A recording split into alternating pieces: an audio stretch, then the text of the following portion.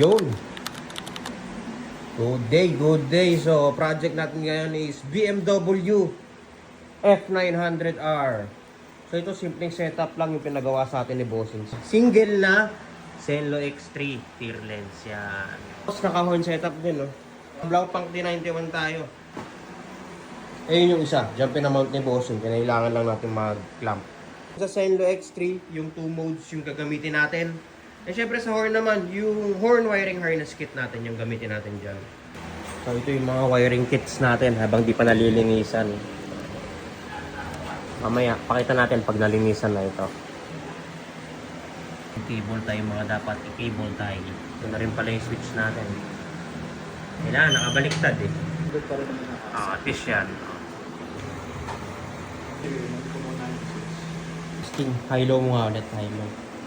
Testing natin yung ilaw. Okay, high-low.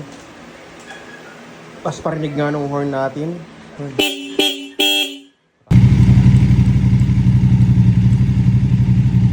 Solve ka dyan. Sa pirasong X3. Solve yan. Solve yan, boss. Malayo yan. Tulungan mo, Archie. Malayo yan. Yan ang hunto. O yan, sa mga naka F900. Minimalist setup na pero ang lakas, men. X3. Alam niyo yung X1 Plus? Para kami tatlo niyan. Lapad din naman, oh. Wiring check.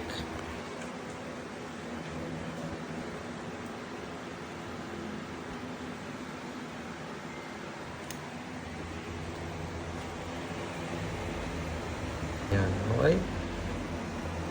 Sara na nila yan.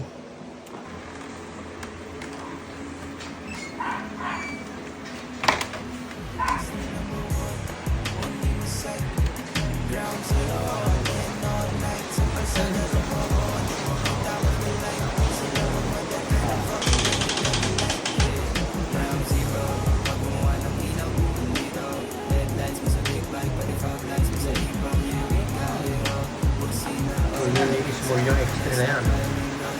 Tapos yan. Pakitaan namin kayo ng demo yan. Yung isang perasong ganyan. Meron tayo dito single na X3. Pakita namin sa inyo gano'n siya kalakas sa dilim.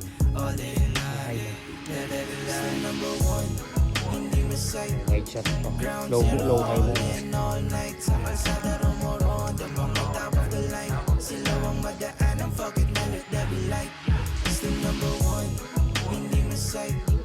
Ground zero, all in all night. Sa kalsada rumoroon, the mga top of the line. Sila ang madaan, ang fuck it, man, let there be light. Ground zero, let there be light. Pass me the keys,